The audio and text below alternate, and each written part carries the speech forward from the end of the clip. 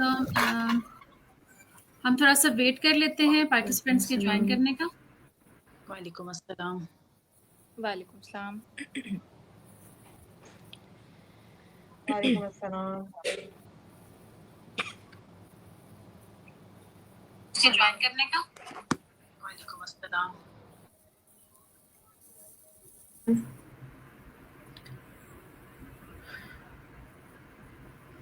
ठीक है, link share किया जा चुका है।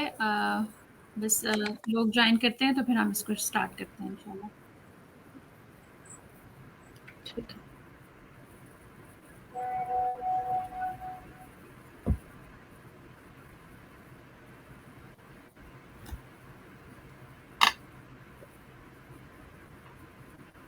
चलिए, बिस्मिल्लाहिर्रहमानिर्रहीम। अस्सलाम वालेकुम, दिस इज़ राइमा हसन और welcome to the healing corners podcast. आज हमारा तीसरा एपिसोड है और मेरे साथ मौजूद हैं miss Rahma Tariq, miss Ayesha Ahmad, miss Samia Saeed और मिस हानी अब्दुल शकूर। आप सबकी आमद का बहुत शुक्रिया। आज का हमारा मौजू जो है वो मुझे लगता है कि उससे हम सब बहुत रिलेट कर सकते हैं और वो है एंगर, गुस्सा। एंगर मैनेजमेंट कह लें या जो भी कह लें, हम गुस्से को देखेंगे कि आता क्यों है और इसके साथ कैसे डील किया जा सकता है, क्या वजूहात होती हैं।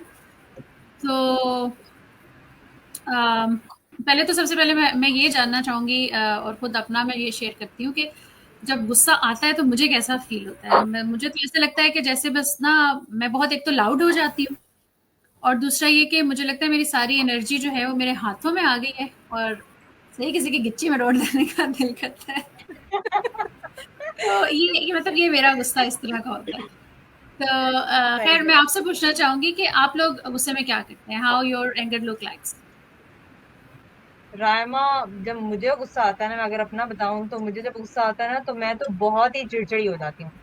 तो जब भी मैं किसी से कुछ बात करूंगी ना तो उनको साफ पता चलता है कि मैं बहुत चिढ़कर उनको जवाब दे रही हूँ। तो मेरा गुस्सा इसी तरह से होता है। सही।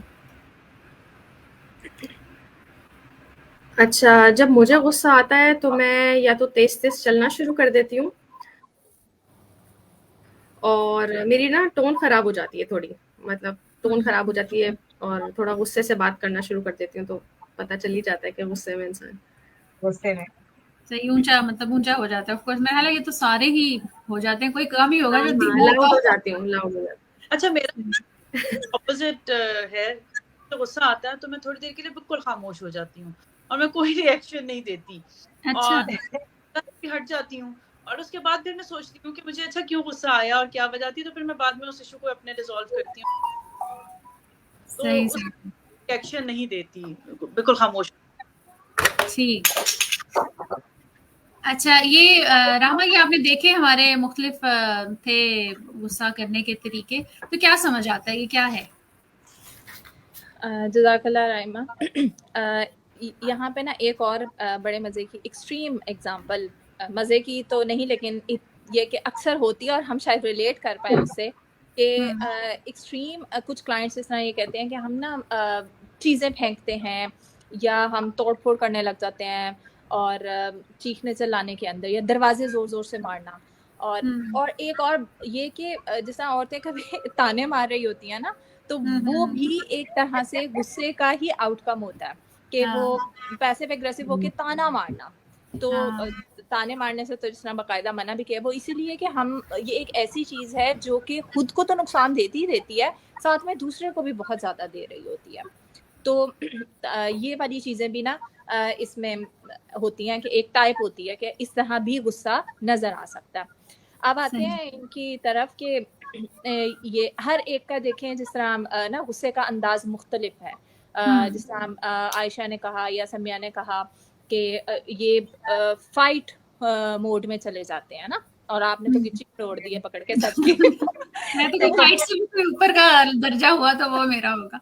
हाँ, तो उसमें ये है कि असल में होता ये है कि हम फाइट मोड में चले जाते हैं। कुछ जैसा अब ये कहा, हानी ने कहा कि वो वहीं से खुद ही गायब हो जाती हैं, वो तो फ्लाई कर जाती हैं वहां से। अच्छा, ये मोड्स मतलब क्या हमारे ब्रेन के, मतलब हमारी थिंकिंग के किस चीज के मोड्स हैं ये हमारा रिएक्शन देने के मोड्स होते हैं। हमारी बॉडी जिस तरह से लर्न करती है कि हमने किस तरह से किसी भी चीज़ के ऊपर रिएक्ट करना है ना। तो सही, वो सही। मतलब बचपन में लर्न की गई ये चीज़ें हैं कि फाइट मोड, फ्लाइट मोड और फ्रीज मोड। अच्छा, कुछ आपने देखा होगा कि कुछ बच्चे इस तरह से कर रहे होते हैं कि अगर आप उन्हें डांट रहे हैं और वो बिल्कुल स्टिल खड़े होंगे, और एक तो हमें ये गुस्सा आ रहा है कि वो गलत हरकत करे, दूसरा मल्टीप्लाई होके दोबारा गुस्सा आता है कि ये आगे से बोल क्यों नहीं रहे, आगे से रिस्पॉन्ड क्यों नहीं करे। तो वो बच्चे ना बेचारे उस वक्त में फ्रीज मोड में चले जाते हैं। तो फ्रीज मोड को मेरे ख्याल है हमारी जुबान में कहते होंगे गुन्ना मेसना है ये मेरे ख्याल है इसके बिल्कुल ये घुना मेरा है, या आगे से जवाब नहीं देता, या ये कि जी अब ये बाद में मारेगा, उस ऊपर से अच्छा बन रहा है। तो लेकिन असल में ये होता है कि उस बंदे का दिमाग बिल्कुल ब्लैंक होता है, वो बिल्कुल भी उस चीज को नहीं असेस कर पा रहा होता कि हो क्या रहा है, और वो बस उतने के अंदर फ्रीज बिल्कुल जम जाता है ना, जैसे वो ना कोई अच्छा रिस्पॉन्स, ना कोई वहां से चले जाना, बस वो स्टन होता है कि नहीं पता नहीं क्या हो गया। तो इस तरह से मुख्तलिफ मोड्स होते हैं जो हम इख्तियार करते हैं। सही। ऐसे अच्छा, बच्चों को तकरीबकार भी बोलते हैं ना। बिल्कुल है ना? तकरीब हाँ जी बिल्कुल। सही। अच्छा, मिस आयशा, आपकी तरफ आती हूँ कि ये डिफरेंट हमने मोड्स देखे, पैटर्न जो देखे, तो ये अंदाज बनते किस तरह है, मतलब क्या वजह है कि हर एक डिफरेंट उसमें क्यों जाता रामा, ये बहुत इंटरेस्टिंग सवाल है जो आपने पूछा है। जब हम बच्चे होते हैं ना, जो हम उस टाइम पे क्या होता है कि जो हमारा ब्रेन होता है वो अभी डेवलप कर रहा होता है, तो अभी फुली डेवलप वो नहीं हुआ होता। तो उस टाइम पे अगर हमें एक बचपन में एक बच्चे को एक ऐसी एनवायरनमेंट अगर मिलती है जहाँ पर बहुत ज्यादा चीखना चिल्लाना हो, जहाँ पर बहुत ज्यादा तनकीद का निशाना बनाया जाता हो, जहाँ सजाएं दी जाती हों। सजाओं से मुराद मेरा मतलब ये कि एक्सट्रीम की जो सजाएं होती है ना, मैं उनकी बात कर रही हूँ। ठीक है। अनप्रिडिक्टेबल बिहेवियर होता है जो माँ बाप हैं या जो इर्द गिर्द के लोग हैं उनका। इमोशनल नेग्लेक्ट होता है। ठीक है। तो हमारा जो ब्रेन होता है ना, वो बचपन में ये सीख जाता है, वो हाई अलर्ट पे रहना शुरू हो जाता है, और हमारा जो नर्वस सिस्टम होता है वो ये सीख जाता है कि मैं सेफ नहीं हूँ इस एनवायरनमेंट के अंदर। तो उसकी वजह से फिर ये क्या होता है कि जब भी हमारा जब भी कोई स्ट्रेसफुल मोमेंट आता है ना आगे की लाइफ के अंदर, तो किसी ने आपके ऊपर चीखा या किसी ने आपको जज किया, तो आपका जो है ना वो ब्रेन, जो आपका दिमाग है, उसको लगता है कि ये तो थ्रेट है, तो अब तो वो मुझे जो फिर है अपने आप फौरन को से इसका सेफ करने के रिएक्शन देना लिए है। सही, सही, सही। वो हाँ, अपने मुझे आप को रिएक्शन सेफ देना है, करने तो के लिए इन फिर तीनों फाइट मोड्स या में फ्लाइट से में जो है ना, हाँ बिल्कुल, उसी में फिर फाइट और फ्लाइट में जो है ना वो चले जाते हैं आप। सही। ये होता है मैं जी। कि हम अक्सर जिक्र करते हैं कि पैटर्न बना लेते हैं, फिर उसी पैटर्न पर चलने लगते हैं। तो वो पैटर्न बिल्कुल। देखा होगा, खेतों में रास्ते बन जाते हैं, गाड़ियां चलती हैं या बंदे चलते रहते हैं, तो लोग फिर उसी रास्ते से जाते हैं, आगे पीछे के रास्ते नहीं जाते। बेसिकली वो हमारा दिमाग भी वो रास्ते बनाता है, और उसी रास्ते बिल्कुल रिएक्शन को हम सीख बिल्कुल। लेते हैं। वेरी इंटरेस्टिंग तो मुझे एग्जांपल। फाइट हाँ यानी कि जब भी हम वेरी ट्रिगर होते इंटरेस्टिंग। हैं तो आपका वो रास्ता बना हुआ है, आप उस पे चल पड़ते हैं, जो भी आपका रिएक्शन का स्टाइल है, बगैर सोचे समझे, क्योंकि वो बना लिए ना रास्ते, तो आप बस उसी ट्रिगर पे होते हैं चल और ऐसे निकल पड़ते हैं उस रास्ते पे। तो वो सही। रास्ता जो है वो हमारा ट्रिगर है ना, तो जब भी आप ट्रिगर होंगे ना, तो क्या होगा कि आपके जो रिलेशनशिप के अंदर जो कॉन्फ्लिक्ट्स हैं वो होना शुरू हो जाते हैं। वर्क प्रेशर की वजह से हम ये फाइट या फ्लाइट उसमें मोड में चले जाते हैं। किसी ने कोई आपको एक क्रिटिकल कमेंट कर दिया, तो हम फाइट या फ्लाइट डिफेंसिव मोड जो होता है ना उसमें चले जाएंगे। या अगर हम ओवरवेल्म फील करते, स्पेशली औरतें जो है ओवरवेल्म बहुत ज्यादा फील करती हैं, तो वो उसके अंदर जाना शुरू हो जाते हैं। या इमोशनल जब भी हम अनसेफ फील कर रहे होंगे ना, तो ये हमारे ट्रिगर्स जो है ना वो बन जाते हैं। उस वजह से हम इस फाइट या फ्लाइट में जाना शुरू हो जाता है ब्रेन। ठीक हो गया। अच्छा, लेकिन ये तो चले है कि हो जाता है और फिर हम इस तरह करते हैं या उन्हीं रास्तों पर निकल आते हैं। तो लेकिन फिर ये कि ये असल में गुस्सा आता क्यों है, मतलब इसकी क्या जड़ क्या है इस मसले की? इसके अंदर होता ये है कि जब हम बच्चे होते हैं ना, तो कोई भी बच्चा जब इस दुनिया में आता है तो 3 बुनियादी जो है ना अपनी ज़रूरियात लेके पैदा होता है, और वो 3 बुनियादी ज़रूरियात ये होती हैं कि उसको सुना जाए, उसको देखा जाए और उसको समझा जाए। अब जब बचपन में ये 3 बुनियादी ज़रूरियात नहीं पूरी होती हैं, वो उस वक़्त में तो बस उस बच्चे के ना दिमाग में बैठ रहा होता है कि इसने मुझे नहीं देखा, या केयर गिवर ने या पेरेंट्स ने या जो भी है कि मुझे नहीं देखा जा रहा, मुझे नहीं सुना जा रहा। अब वो तो बचपन में एक बन गया, दिमाग के अंदर एक इम्पैक्ट बैठ गया। जैसे ही बड़े होते हैं तो जब जब ये वाली फीलिंग किसी प्रेजेंट इंसिडेंट की वजह से बच्चे को फील होगी, तो क्या होगा, वो दोबारा से वापस वही वाला रास्ता, वो जो ट्रक वाला रास्ता है ना, वो वापस दोबारा जाएगा कि अच्छा ये तो मतलब जिस तरह अभी हमें भी फील होता है ना बड़े होके भी कि अच्छा मेरी बात ही नहीं समझ रहे, कोई मुझे सुन ही नहीं रहा, तो फिर बंदा फ्रस्ट्रेट होता है जिस तरह। बिल्कुल, यानी इवन यहाँ तक कि कभी हम बच्चों को बुलाते हैं या हम बच्चों को आवाज देते हैं और बच्चे आगे से हमारी बात नहीं सुनते हैं, तो एक तो हम बच्चों की बात ना सुनने पे होते हैं, और दूसरा अगर हमारा ये ट्रिगर है कि बच्चे मेरी बात नहीं सुनी जा रही, तो हमें ज्यादा गुस्सा आएगा। अगर ये हमारा ट्रिगर नहीं होगा ना, तो बच्चे अगर नहीं बात सुन रहे तो हम समझेंगे कि हाँ भाई ये बच्चा अभी मसरूफ है, या बच्चा किसी काम में होगा, या बच्चे को आवाज नहीं गई होगी, तो इसलिए बच्चे ने नहीं सुना। लेकिन अगर ये हमारा ट्रिगर होगा तो हमें वो हाई इंटेंसिटी पे फील होगी चीज। मतलब वो अगर हम इंटेंसिटी के वाइज देखें ना, तो कह लें कि वो जिस इशारे होते हैं, इशारों में रेड लाइट ग्रीन आपकी लाइट्स होती हैं, तो हम रेड लाइट के ऊपर खड़े होके बिल्कुल एक फटने वाले मोड के ऊपर खड़े हो जाएंगे। अगर हमारा बचपन में ये वाली चीज या ये वाली नीड फुलफिल नहीं हुई होगी, तो अगर हमारी ये फुलफिल हुई होगी तो फिर हम किसी का भी ना सुनना, अपनी जात का ईगो का, जिसे हम ये भी कहते हैं ना, ये इसने ईगो का मसला बना लिया है, तो वो ईगो का मसला ये भी हो सकता है कि उसकी वो ऐसी चीज हो जो कमी हो उसकी जिंदगी में, तो इस वजह से वो ज्यादा ओवर हाइपर हो जाए वो बंदा उस बात के ऊपर। ठीक है, यानी ये मतलब वही है कि बेसिक नीड्स नहीं पूरी हो रही होती, और जब नहीं हो रही होती तो वो अंदर ही अंदर कंपाइल होता रहता है, फिर बड़े होके भी उसी तरह से निकलता है। अच्छा, अब जैसे बचपन की बात हो रही है तो मैं ये पूछना चाहूंगी कि बच्चों में गुस्सा कैसा दिखता है और क्यों आता है, क्या वजूहात हो सकती हैं? अच्छा, बच्चों का मैं आपको बताऊं कि जिस तरह बच्चे हैं वो किस तरह बच्चा शो करता है रोना। रोएगा, दो तरह के बच्चे, एक तो सिस्कियां ले लेके किसी कोने में बैठ के रोएगा, और एक चीख चीख के पूरी दुनिया को इकट्ठा कर लेगा रो के। या फिर आप के बच्चे आते जाते चीजों को ठोकरे मारते हैं, अपने टॉयज तोड़ देते हैं, दांत रगड़ते हैं, किताबें फाड़ते हैं। हर बच्चा एक डिफरेंट तरह का रिएक्शन दे रहा होता है, जो गुस्सा अपना बताना चाह रहा होता है माँ बाप को कि मैं गुस्से में हूँ, मुझे देख लो। कि अब वो क्या है, या वो आस्क फॉर हेल्प है, या उसकी कोई नीड नहीं पूरी हो रही जिसकी वजह से वो इतना वो कर रहा है। अक्सर बच्चे आप देखे होंगे कि वो दरवाजों को मारते हैं, जोर जोर से पटकते हैं। तो वो हर बच्चा एक डिफरेंट तरह का रिएक्शन शो कर रहा होता है। ये बिल्कुल अर्ली ईयर्स की बात है, और यही आप थोड़े से बड़े बच्चे कर लें तो हम कहते हैं वो डिसरिस्पेक्टफुल हो गए हैं कि दरवाजे पटक दिए, I hate you, I don't like you, इस तरह के जुमले माँ बाप को सुना। हालांकि वो अपने एंगर में हैं, लेकिन माँ बाप ट्रिगर हो जाते हैं कि ये इस तरह की बदतमीजी वाले जुमले क्यों बोल रहे। और एक और बताना चाहूंगी, बाकी स्किल वक्त के साथ साथ डेवलप हो जाती हैं, उसी तरह एक्सप्रेशन शो करने का स्किल भी वक्त के साथ साथ डेवलप हो जाता है, और आगे जा रहे होते हैं।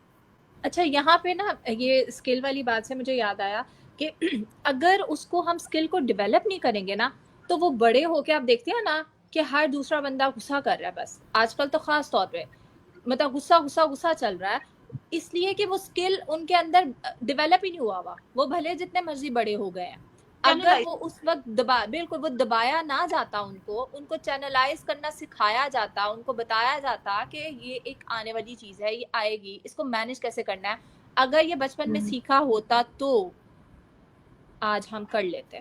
अगर नहीं सीखा तो अब नहीं सीख सकते हैं, तो इसके ऊपर दिल बर्दाश्ता ना हो। सीखने का अमल तो हमेशा जारी रहता है। हाँ, क्योंकि लेकिन बचपन में क्योंकि हमेशा बिल्कुल मैं रिलेट कर पा रही हूँ ये बात कि असल में। जी मिस समिया, बोले आप। हाँ, बच्चों में गुस्से में जो बच्चों में जो गुस्से की एक मेन वजह दिखती है, वो यही मैं रामा की बात को आगे लेके चलूंगी कि केयर टेकर्स का जो बिहेवियर है वो बहुत मैटर करता है। हम बड़े आराम से स्टिकर लगाते थे बच्चों पे कि ये बड़ा गुस्से वाला है, लेकिन उनके इर्द गिर्द के जो है लोग हैं, पेरेंट्स हैं, बहन भाई हैं, टीचर्स हैं, उनका अपना गुस्सा तो संभला हुआ होता नहीं है, तो जाहिर है वो बच्चों से फिर गुस्से में, एग्रेशन में और वही उठा पटक, हर बात पे डांटना, डपटना या गलतियों पे पकड़ना, ये सारा बिहेवियर उनका चल रहा होता है। तो बच्चे को लगता है कि ये चीजें नॉर्मल है, तो वो अपने हिसाब से तो वो नॉर्मल बिहेव कर रहा होता है और हमें लगता है कि बच्चा बड़ा गुस्से का तेज है। तो ये एक बड़ी अहम वजह है कि बच्चों में जो आजकल गुस्सा दिख रहा है वो एक ये रीजन भी है।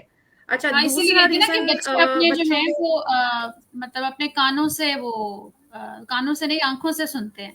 मतलब बच्चे जो बिल्कुल देख रहे होते हैं असल में बिल्कुल, वो ही हाँ, वो है। उनका दिमाग बिल्कुल स्पॉन्ज की तरह है ना, हम्म जो चीज भी उनके इर्द गिर्द चल रही है उनके एनवायरनमेंट में वो उसको एब्जॉर्ब करते हैं और एज इट इज आउट कर देते हैं। कहा जाता है बच्चे हमारा आईना है, तो ये कोई गलत बात है नहीं, तो वो बिल्कुल सही। ऐसा दिख रहा अच्छा, होता है। यहाँ पे ना एक और बड़े मजे की बात और याद दूसरी वजह जो एक अब ये हाँ हाँ जो आपने कही ना समिया कि बच्चे जो देख रहे हैं, अच्छा बच्चे तो इवन ये भी देख रहे होते हैं कि बड़े उनको टीज कर रहे हैं। मतलब आपने देखा होगा कि कुछ बड़े जो हैं वो बच्चों को ना चिढ़ाने वाली बात करते हैं। और कभी एंजॉय करते हैं उसको हाँ कि हाय देखो एंजॉय ये रो करते रहा हैं, है, ये देखो डर गया है, ये हो बिल्कुल। गया है। अपनी तरफ से वो कह रहे होते हैं कि जी हम ना उनको बर्दाश्त सिखा रहे हैं। शुगर जब लगा रहे हैं। हाँ बिल्कुल नहीं, एक हाँ इसी तरह बच्चे में बर्दाश्त पैदा होती है। हालांकि ये बेशक स्किल सीखने वाली है, लेकिन प्लीज खुदा के लिए ये भी देखने वाली बात है कि आप किस उम्र के बच्चे को ये स्किल सिखा रहे हैं। आप इतने बड़े हो गए हैं और हाँ आपको ये स्किल अभी तक नहीं आई है, तो इसका मतलब है कि पहले आप सीख लें और फिर आप एज अप्रोप्रिएट स्किल, ठीक है बच्चे को मजाक बर्दाश्त करना आना चाहिए, बच्चे को चीजों को असेस करना आना चाहिए, लेकिन 7 साल से कम उम्र के बच्चे को नहीं। कम से कम उसके साथ तो रहम करें।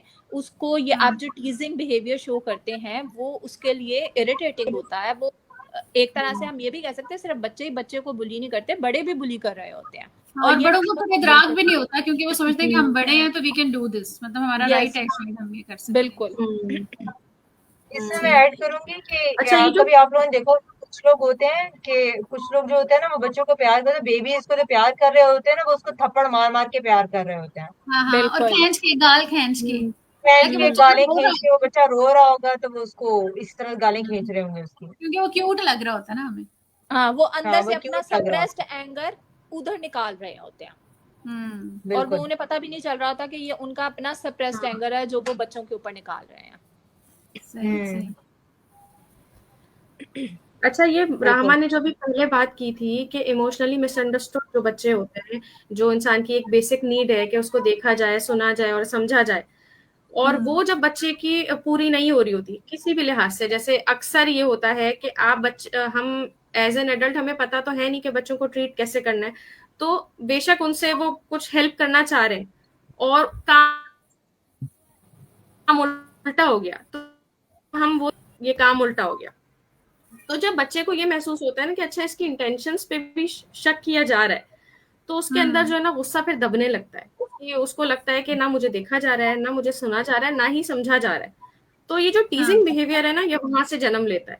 और फिर आपने नोटिस किया होगा कि अक्सर ये होता है कि बच्चे, टीचर बोल रही है कि खामोश होके क्लासेस में, अक्सर स्कूल में ऐसा होता है कि टीचर बोल के पिन ड्रॉप साइलेंस चाहिए मुझे, और जैसे ही टीचर कई बच्चों ने शोर करना शुरू कर दिया, तो ये क्योंकि एक वो नहीं मिसाल होता है। ना, उनके काबू में नहीं होता, हाँ उनकी बात पहले सुनी नहीं गई हुई। सही। हाँ, तो ये टीजिंग, ये एज अ रिएक्शन उनके पास आ रहा है। इसी तरह जैसे लोगों की चीजें छुपा देना, और क्या कहते हैं, अक्सर चीजें छुपा देना या फिर कोई ऐसी बात करना जिससे अगला ट्रिगर हो जाए या टीज हो जाए।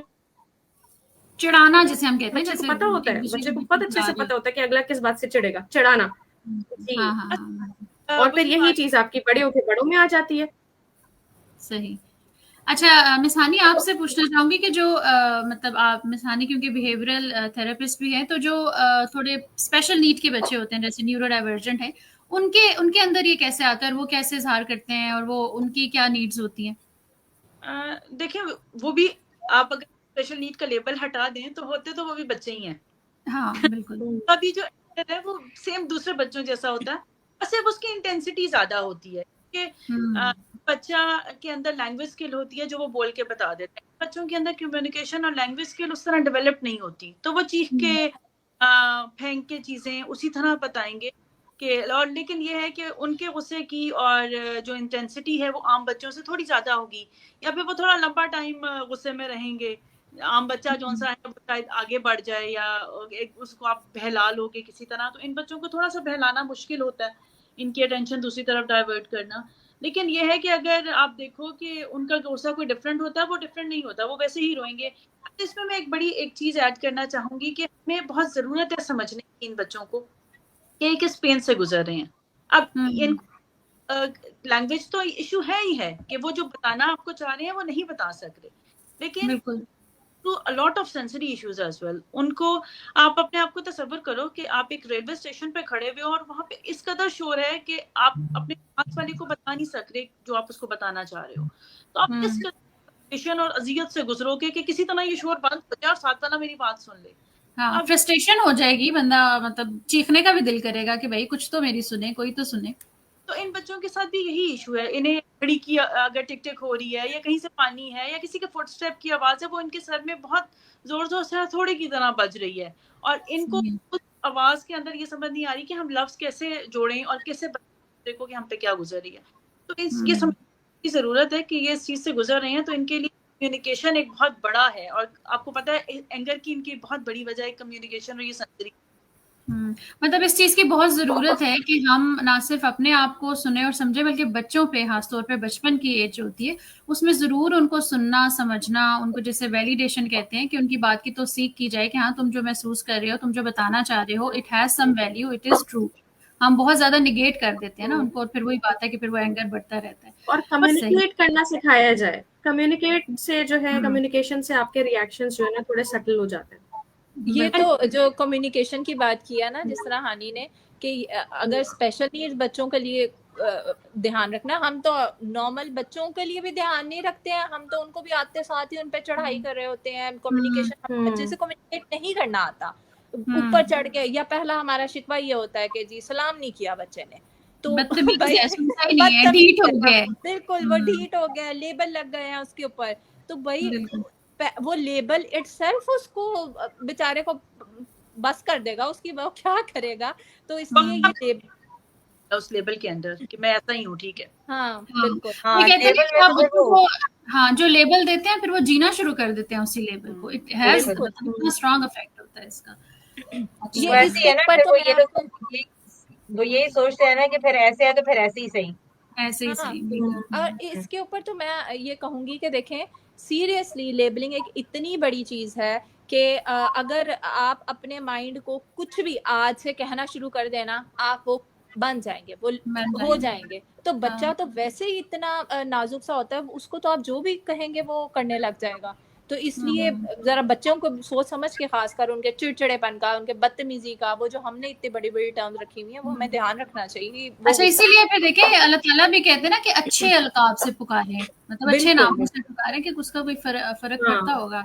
इट्स अ थॉट प्रोवोकिंग, इस पे गौर करने की जरूरत है। अच्छा, ये तो हमने देखा कि भाई इस तरह बच्चों को भी गुस्सा आता है, बड़ों को भी आता है। तो मुझे बताएं कि जब आप लोगों को आता है तो कोप करने के लिए क्या करते हैं आप? मिस आयशा, आपसे शुरू करते हैं। मैं तो वही वाली जो टेक्निक है ना कि name it to tame it, वो यूज करती हूँ। और जो है ना, सबसे पहले तो पॉज लेना बहुत जरूरी है, क्योंकि पॉज नहीं लिया तो फिर आप name it to tame it तक तो पहुंच ही नहीं सकते हैं ना भाई। Name it to tame it में थोड़ा सा इसके बारे में बता दूंगी। Name it to tame it होता है कि जब हम ये कहना शुरू हो जाते हैं ना, जो हम फील कर रहे होते हैं, जो महसूस कर रहे होते हैं, उसका नाम देना शुरू हो जाते हैं।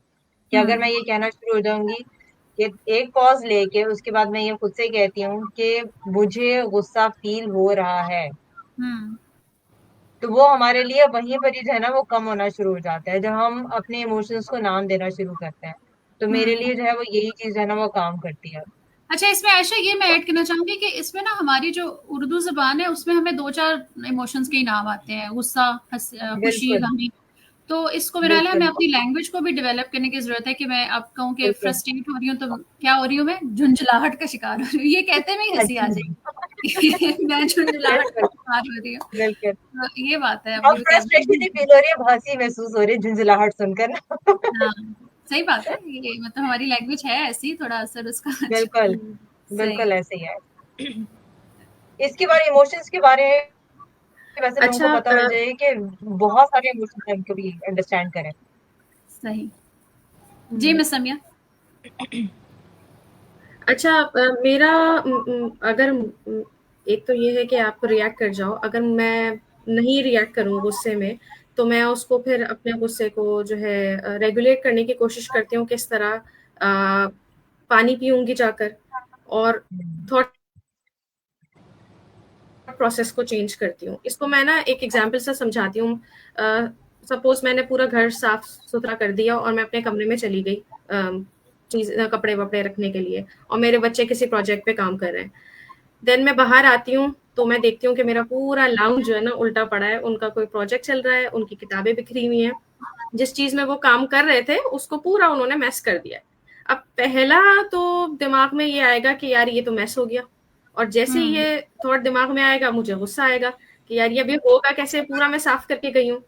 लेकिन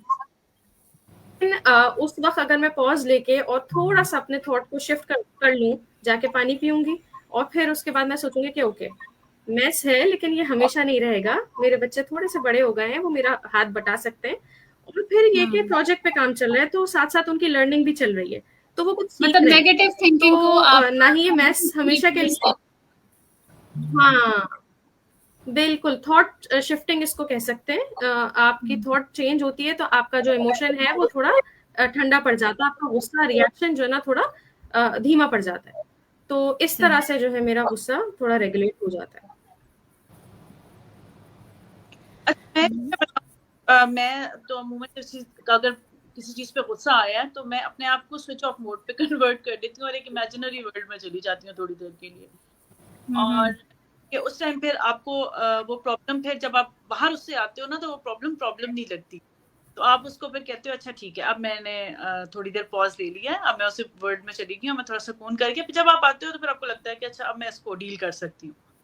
सही। अच्छा मैंने तो मतलब पहले जब हम सब कह रहे हैं ना कि पॉज लगाना, इस पॉज तक आते आते भी ना बहुत एफर्ट लगानी पड़ती है, मतलब एकदम से पॉज लगाना भी नहीं आता, इसकी थोड़ी प्रैक्टिस। उसके बाद फिर ये कि जब मुझे पॉज लगाना आ गया तो मैं इमीडिएट क्या करती हूँ कि एक वो उसको ग्राउंडिंग टेक्निक कहते हैं 5 4 3 2 1, कि यानी 5 चीजें जिनको मैं देख सकती हूँ, 4 चीजें हैं जिनको मैं टच कर सकती हूँ, 3 चीजें जिनको मैं सुन सकती हूँ, और 2 चीजें हैं जिनको मैं मतलब स्मेल कर सकती हूँ, और 1 चीज है कि टेस्ट। तो जब एक चीज पे आते आते ना थोड़ा सा आपको और वक्फा मिल जाता है तो बंदे का आप कह लें कि थोड़ा सा ना मीटर जो शॉर्ट हुआ होता है वो होना शुरू हो जाता है। अच्छा, इसके अंदर ये देखें आप लोगों की जो सारी अभी आप लोगों ने अपनी टेक्निक्स बताई है ना, अगर हम इन टेक्निक्स को देखें और आप लोगों के रिएक्शंस को देखें तो वो सेम है। मतलब जो फाइट मोड में जाता है ना वो इंस्टेंट गुस्सा रोकने की कोशिश कर रहा है, जो फ्लाइट मोड में जाता है ना हानि की तरह वो कह रहा है कि मैं जरा ना जाऊं सुकून से जरा हानि का तो गुस्सा भी जरा ठंड माहौल वाला चिल गुस्सा है। तो वो गुस्से को मैनेज भी जो है ना वो इसी तरह से कर रही हैं। तो और अब एक और चीज होती है, जैसे अगर मैं अब अपना याद करूं तो मुझे याद आ रहा है छोटे होते, एक तो मैं सबसे छोटी थी, तो अब जब किसी ने गुस्सा करना, सबसे छोटे हैं ऊपर से पता है कि जवाब देना बड़ी बुरी बात है, तो मैं ना मुंह में बुड़बुड़ाती होती थी लाइक ये ऐसे करते हैं मेरे साथ, ऐसे नहीं होना चाहिए ये। तो ये अगर आपका बच्चा कर रहा है ना तो ये भी ना उसका गुस्से को कहीं बाहर निकालने की वो है, वो इस तरह भी कर सकता है। तो ये वाली चीज जहन में रखें कि ये एक रिएक्शन हो सकता है बच्चे का। अब अगर मैं सोचूं कि इसको कोप अप कैसे करना है, तो इन सारी टेक्निक्स की हर बंदा अपनी मर्जी के मुताबिक कोई भी टेक्निक ले सकता है जो भी उसको पसंद आई या जो जिसके अंदर वो कंफर्टेबल हो, या बल्कि कहना चाहिए हिट एंड ट्राई करना चाहिए, जो सी भी टेक्निक आपके लिए कारामद हो जाए उसको इस्तेमाल कर लेना चाहिए। तो लेकिन एक बात ये कि ये अगर आज आप ये सोचेंगे कि मैंने गुस्सा खत्म करना है, कल आप क्या करेंगे कि सारा दिन रोक के अपने आप को रखेंगे मैंने गुस्सा नहीं करना, तो ये अपने साथ ज्यादती होगी। खुदा के लिए प्लीज कोई एक तजर्बा ना करे अपने ऊपर, क्योंकि वरना परसों आपके बच्चों की अगर शामत आई या आपके घर वालों में से किसी की शामत आई ना तो फिर मेरे से आके कोई ना लड़े। आप लोगों ने सिर्फ ये करना है कि अगर आप दिन में 10 दफा गुस्सा करते हैं तो आप कल सिर्फ 9 दफा करिए, 9 दफा करिए, हाँ, मतलब थोड़ा माइनस कर थोड़ा। हाँ, उसके बाद आप 8 दफा, जब आपको पक्का हो जाए ना कि मैंने एक दफा अपने आप को मैनेज कर लिया है, तो इसका मतलब है कि आप अगली दफा चले 2 दफा मैनेज कर। हाँ, वो कॉन्फिडेंस आ जाता है ना कि भाई अभी किया है तो नेक्स्ट टाइम भी आप कर लूंगी। हाँ जो तो अगली दफा भी मैनेज कर। और इससे ध्यान भी आने लगता है कि अच्छा हाँ, इससे थोड़ा ध्यान भी आने लगता है कि अच्छा मैं गुस्से की हालत में हूँ, थोड़ा ना आपका अवेयरनेस बढ़ना शुरू हो जाती है उस बिहेवियर को लेके कि अच्छा बिल्कुल, मैं किसी गुस्से में हूँ, ओके बिहेवियर ओके, को तो अगर आप आपने अगली बदल दफा खुद ही तो उसके लिए अवेयरनेस का होना, जो समिया ने कहा ना, वो बहुत जरूरी है कि पहले आपकी अवेयरनेस में आए कि मैं गुस्सा कर रही हूँ। सेकंड स्टेप पे आपकी अवेयरनेस में ये आएगा कि मैं क्यों कर रही हूँ, क्या इसके पीछे मेरी रीजन क्या है, मेरा कौन सा पैटर्न है, और फिर तीसरे स्टेप पे ये आएगा कि आपने उसको मैनेज करना होगा। तो ये वाली चीज अपने अंदर की आप इस तरह से मैनेज कर सकते हैं।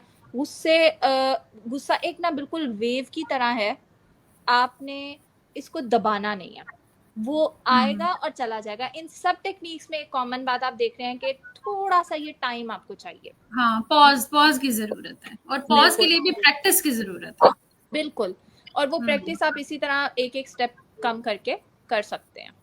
सही, मतलब ये सारी मैनेज करने की इसकी टेक्निक थी। इसके अलावा कोई है रामा, और कोई मेरा तरीके? मानना यह है कि जितने ज्यादा आपको,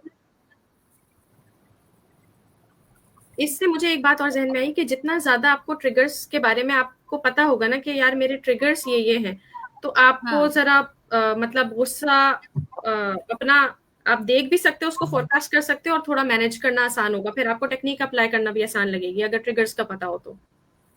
बिल्कुल बिल्कुल बिल्कुल। सही।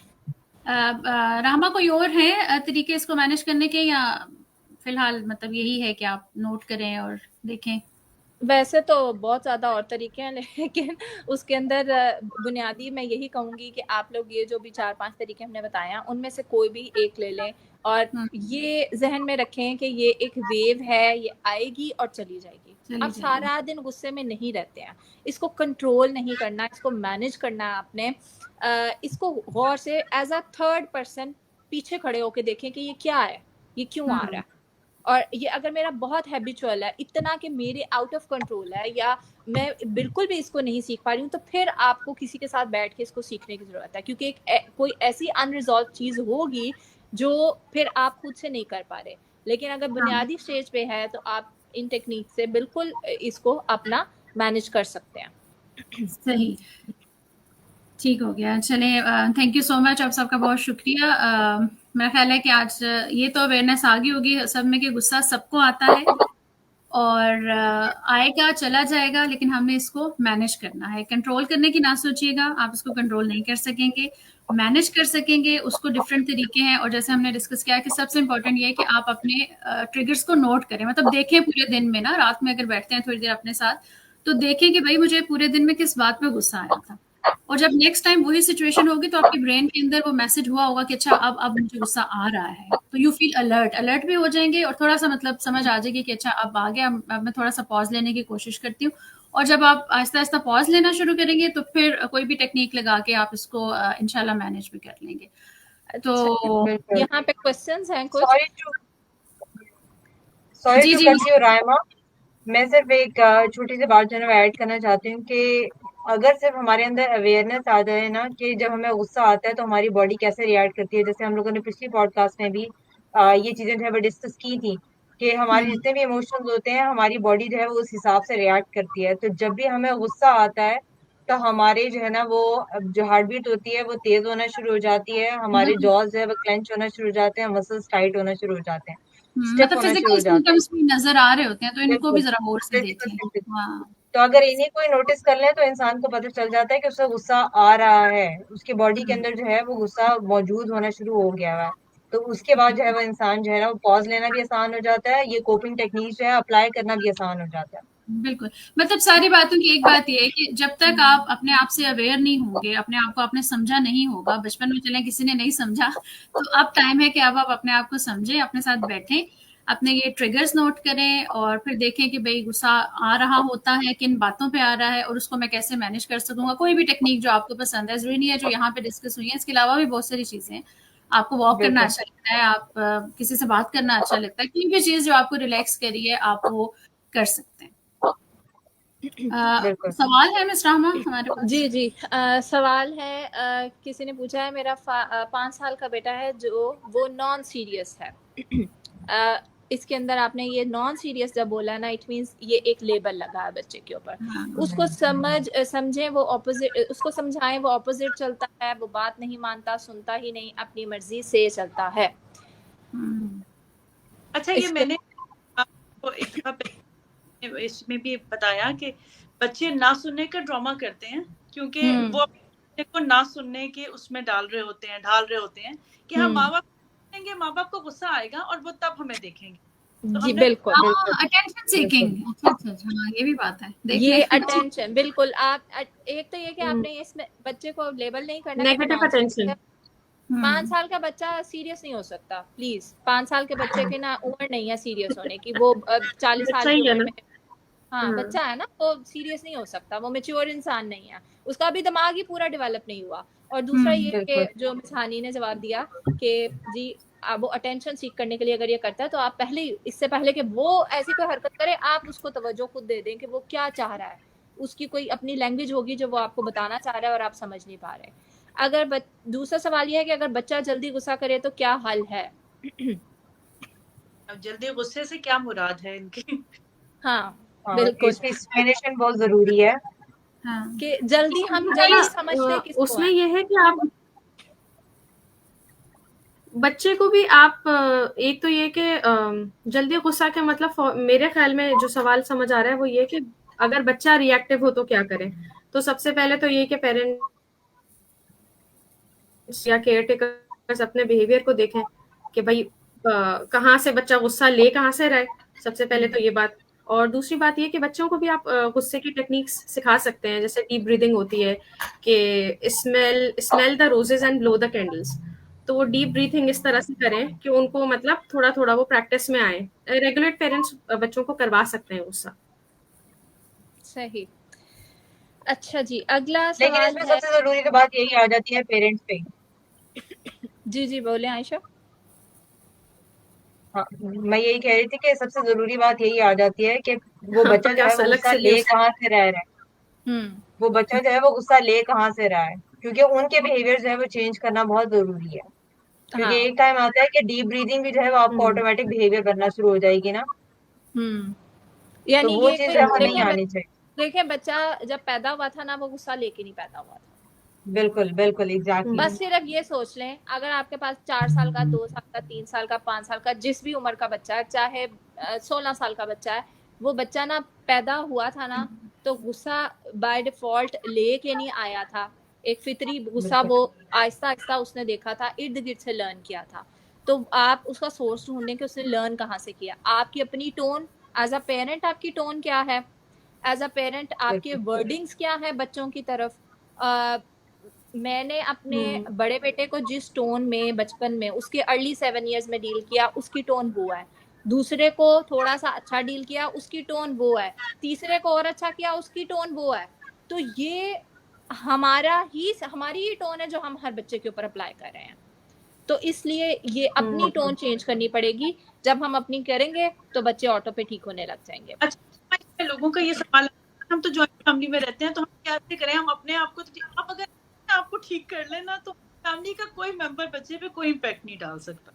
बिल्कुल, ये वाकई में बहुत इंपॉर्टेंट बात है कि जॉइंट फैमिली सिस्टम हो या जो सा भी फैमिली सिस्टम हो, मदर अगर सिक्योर है बच्चे के लिए, तो एट द एंड मदर के पास अल्लाह ताला ने इतनी ताकत रखी है कि वो जो चाहे वो सिखा सकती है। बच्चा बाहर से कुछ ऊट पटांग सीख के भी लाएगा, अगर आपने उसको अच्छे से मैनेज कर लिया ना, बच्चा आपकी बात मान लेगा। आपका बच्चे के लिए सेफ होना जरूरी है। हाँ, और इसमें इम्पोर्टेंट चीज फिर कनेक्शन आती है ना, कि आपका कनेक्शन किस तरह है बच्चे के साथ। इफ सेफ है, मतलब वैल्यूएबल है, मोहब्बत और ट्रस्ट वाला है, तो फिर वो सीख लेगा इंशाल्लाह चीजें। अच्छा, टाइम हमारा काफी ऊपर हो रहा है, अगले सवाल की तरफ आते हैं। अगर 6th ग्रेड का बच्चा है और वो पढ़ना नहीं चाहता, वो बोले मुझे नहीं पढ़ना, तो मदर को गुस्सा तो आएगा। मदर क्या करे, उसको कैसे दिलचस्पी दिलाए कि वो पढ़ाई में इंटरेस्ट ले? मुझे तो यूनिवर्सिटी लेवल पे पहुंच के ना पढ़ाई में कभी कोई इंटरेस्ट नहीं आया था, इसलिए प्लीज ये एक ऐसी तवक्को है बच्चे से रखना, बिल्कुल, कि यानी ये वो वाली चीज है जो बच्चे के इख्तियार में नहीं, आपके भी इख्तियार। आप अपना टाइम सोच लें, बिल्कुल आपके भी इख्तियार में नहीं था कि आप खुशी खुशी हंसी जा रहे हैं और बड़ी मोहब्बत से जो है ना अपनी पढ़ाई को सर अंजाम दे रहे हैं। Because of our schooling system हमें तालीम से नफरत होती है और तंग पड़ते हैं, उसको bear हम करना नेचुरली तंग पड़ते हैं। बिल्कुल। हाँ, देखो, कोई इतनी एक अट्रैक्शन चीज, नहीं है ना एक उससे पॉइंट जो हम इंटरेस्ट। एक पॉइंट हम यहाँ मदर्स को दे सकते हैं कि रादर देन कि आप मिस समिया, आपकी आवाज पुश बहुत करें ब्रेक हो रही है। कैन यू चेक योर रहे हो कनेक्शन प्लीज? उनको पढ़ाई की तरफ, आप उनको ओनरशिप देना शुरू करें। बिल्कुल हाँ, थोड़ी थोड़ी आप जो है ना उनको ओनरशिप देना शुरू करें। 6 ग्रेड का बच्चा है तो वो बहुत सारी चीजें रिस्पॉन्सिबिलिटी से कर सकता है अगर आपकी अप्रोच ठीक हो तो हाँ, बिल्कुल। रादर देन के आप उसको डिसिप्लिन करें, उसको वो डिसिप्लिन को पसंद करने लगे, इस चीज पे काम करना चाहिए, तो इंशाल्लाह ये मसला भी बेहतर हो जाएगा। अच्छा बिल्कुल बिल्कुल। बस आखिरी एक दो सवाल लेते हैं फिर इंशाल्लाह इसको वाइंड अप करते हैं। वर्किंग मदर्स बहुत ऑक्यूपाइड होती हैं, they have a lot of pressure और इतना वक्त नहीं मिलता कि सेल्फ रेगुलेट करें या पॉज ले सके, तो उसका क्या सॉल्यूशन है? तो कोई बात नहीं, आप गुस्सा कर लें, वो तो कर ही रहे हैं ना। तो आप अपने आप को वर्किंग मदर होने की वजह से अपने आप को मजबूर, अपने आप को लेबल ना लगाएं कि मैं वर्किंग मदर हूँ और मैं मजबूर हूँ। आपका 5 मिनट का भी अपने आप को मैनेज करना, 5 मिनट का डीप ब्रीदिंग डेली की करना, 5 मिनट का अपने आप को वक्त देना, 5 मिनट का चाय का कप अगर किसी को पसंद है, जो कि मुझे नहीं पसंद है लेकिन फिर भी कह रही हूँ, चाय का कप पसंद है तो वो लेके बैठ जाना। लेकिन बस ये 5 मिनट आप अपने आप को देने लग जाए, आप मैनेज करना सीख जाएंगे, आप अपने बैलेंस करना सीख जाएंगे, आपके अपने इमोशंस को पता चल जाएगा कि मैंने किस वक्त भड़कना है और किस वक्त नहीं भड़कना। लास्ट सवाल की तरफ आते हैं। My 9-year-old son quite often gets so angry that he hits even adults if they are in front of him and says all kinds of bad things कि मैं जान से मार दूंगा etc. He hits his younger sister as well. What should I do when he is acting like that? उसके लिए सबसे पहले तो उसको एक्नॉलेज करना पड़ेगा कि गुस्से में हो, अभी मुझे लग रहा है, मुझे नजर आ रहा है कि यू आर फीलिंग एंग्री। मतलब उसको ये महसूस कराएं कि आपको समझ आ रहा है, फिर उसकी फीलिंग्स को नाम दें और नेक्स्ट स्टेप फिर होगा कि मैनेज करना उसको सिखाएं। नहीं, लेकिन आपने उस टाइम तो कुछ भी नहीं करना ना। हाँ, उस टाइम तो आप नहीं कुछ कर सकते ऑफ कोर्स। बिल्कुल। जिस टाइम पे देखें, मजीद तफसीलात जानने के लिए मेरा पेरेंटिंग वाला कोर्स ज्वाइन कर ले। यही कह सकती हूँ कि आपको बच्चे के दिमाग का पता होना चाहिए। हाँ, क्योंकि उस टाइम उसका दिमाग बिल्कुल उस मोड में आया है ना, फाइट वाले में, तो वो फाइट ही करेगा। बिल्कुल। उसको उस वक्त में कैसे ठंडा करना है, एक बेसिक ये कि उस वक्त वो नहीं सुनेगा, वो बिल्कुल भी नहीं सुनेगा। तो प्लीज उस वक्त में आप साइड पर जब वो अच्छे मूड में हो ना, फिर उसको मेंशन करें कि बेटा आपके साथ ये हो रहा था, या आपको क्या बात बुरी लगती है, आप उससे बात करना शुरू करें। 9 years old बहुत अच्छे से बहुत अच्छी बातें सुन सकता है, उससे बात करना शुरू करें। सही, ठीक हो गया। यानी कि जो भी सिचुएशन हुई है, अगर उस सिचुएशन अगर कोई हुई है तो आप उस वक्त उसको जाने दें, मतलब थोड़ी देर के लिए, और बाद में उसको बैठ के लेकिन बात जरूर करें, क्योंकि फिर हमारे यहाँ मदर्स पे भी लेवल जग जाता है कि ये तो अपने बच्चों को कुछ भी नहीं बोल रही थी। हाँ, नहीं लेक्चर उस वक्त में लेक्चर आपका बच्चा ना सुनेगा नहीं, वो ना कान अपने बंद कर चुका है। तो प्लीज इसलिए ना, should I just make everyone leave him alone? Yes, this is a coping mechanism. एक अच्छा है कि बच्चा जो है उस वक्त में वो थोड़ा सा अकेला हो जाए। आपको अगर वो बैठने दे रहा है, आप उसके पास रहें। बाकी बहन भाई जिनको वो हिट कर रहा है, जिस तरह मेरे बच्चे आपस में लड़ते हैं, तो मैं उन्हें यही कहती हूँ, बाकियों को इशारा कर देती हूँ कि इस वक्त अभी उसको नहीं समझ आ रही, आप लोग चले जाओ, ठीक है। और फिर बाद में उसको समझाया जा सकता है। तो बिल्कुल एक ये मी टाइम उसको जो बच्चे को उस टाइम पे मिल जाएगा, तो वो भी एक अच्छी चीज हो जाएगी। How to build emotional connection, ये एक लंबा टॉपिक है, इंशाल्लाह इसको हम फिर किसी को पॉडकास्ट में देखते हैं कि बच्चों के साथ कनेक्शन किस तरह बिल्ड किया जाता।